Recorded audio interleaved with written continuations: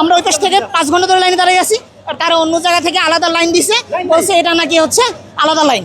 আলাদা লাইন কি হলো? ভিআইপি লাইন, মানে 100 টাকা 50 টাকার বিনিময়ে আলাদা লাইন দিচ্ছে।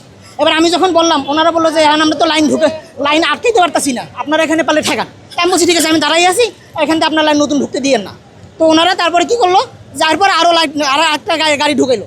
তো এটা বললো কার, আমি জিজ্ঞেস করলাম এটা কার গাড়ি, বলে যে এটা আমাদের স্টাফের গাড়ি।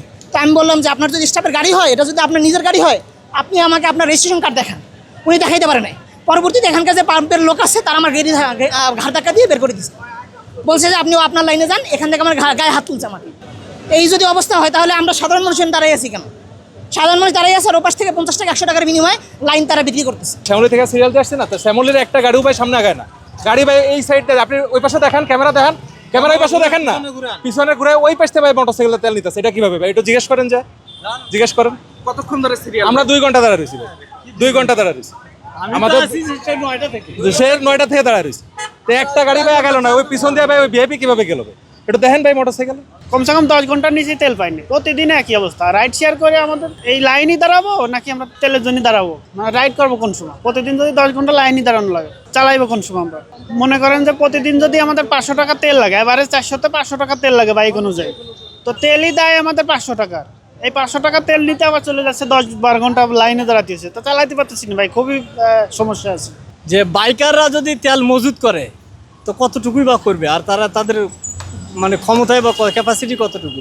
তো আমার মনে হয় যে যেহেতু অধিকাংশ প্রাইভেটগুলো বিশেষ করে সিএনজি করা, এলপিজি করা, তো এদেরকে তেল অকটেন বন্ধ করে দিলে হয়। কারণ আমরা ইতিমধ্যে অনেক ভিডিও দেখতে পাইছি, সরকারি অফিসার প্রাইভেট থেকে তেল নামায়া সিন্ডিকেট করে সেল করতেছে। তো আমার মনে হয় সিন্ডিকেটটা এখানে হতে পারে আর কি, যে কারণে দেখেন সিএনজি এলপিজি থাকার পরও প্রাইভেটেরও সিরিয়াল বহু, প্রত্যেকটা এতেই।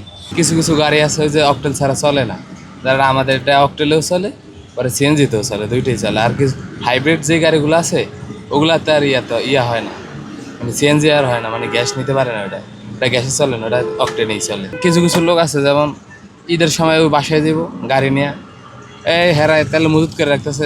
আর দেশের বাইরে, ঢাকার বাইরে তো আর মনে করেন সিএনজি পাইতেছে না, এলপিজি পাইতেছে না, পরে মনে করেন এই কারণে মানে তেল মজুত করে ওই বাসায় নিয়ে যায়, গাড়ির পিছিয়ে রাখা দেয়।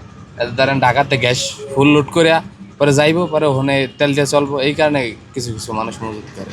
দাম বাড়ার পরে মানুষের চাহিদা বিন্দুমাত্র কমে নেই। আর আমার কাছে কেন জানি মনে হয় এরা তেল নিয়ে এতটা হাই উতাস কেন করতেছে। আমি এমনও গাড়িকে দেখছি, এমনও বাইকারকে দেখছি, এখন তো অ্যাপের মাধ্যমে বাইকওয়ালাদেরকে তেল দিচ্ছি, কিন্তু গাড়িওয়ালাদেরকে দিয়ে আমি এমনও দেখলাম যে 20 লিটার তেল কালকে দিছি, একদিনে কিন্তু 20 লিটার যায় না, পরের দিন আবারও দেখছি যে সে আসছে 20 লিটার, তার মানে সে তেল মজুত করতেছে। সরকারের উচিত এদিকেও নজর দেওয়া আর পাম্পের মধ্যে তেলের বাড়াইয়া দেওয়া। হ্যাঁ, আমাদের তেলের চাহিদা প্রতিদিন 40,000 লিটার, দিছে মাত্র আমাদের 13,000 লিটার, অত্যন্ত আরও 10,000 লিটার আমাদেরকে বাড়াইয়া দেওয়া উচিত।